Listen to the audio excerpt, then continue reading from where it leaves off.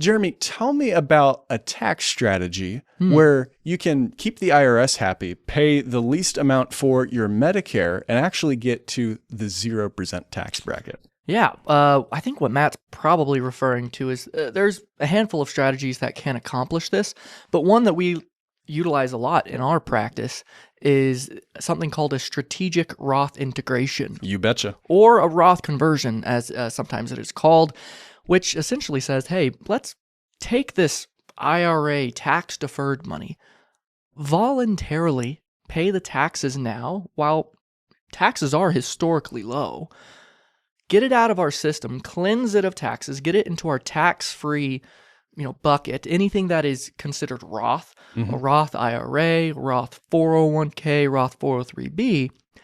And once it is in that bucket, the amount you put in there and the growth on that is tax-free.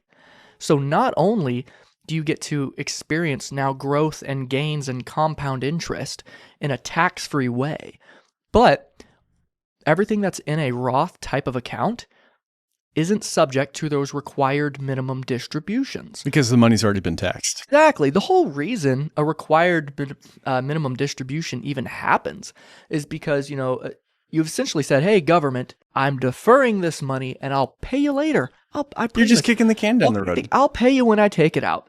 And guess what? The government eventually gets sick of waiting.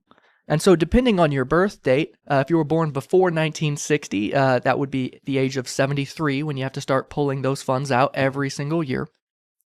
If you're born after 1960, it's age 75.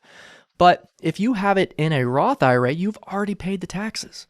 So the government, they don't care. They're already happy. They already got their tax dollars. So if you don't need to take the money out of the account, you don't have to. So that allows you to keep the money in there that you want to keep in there. It grows tax-free. If you need it for some reason, for your living expenses or anything like that, well, guess what? When you pull it out, it doesn't even show up on your tax return because it is tax-free.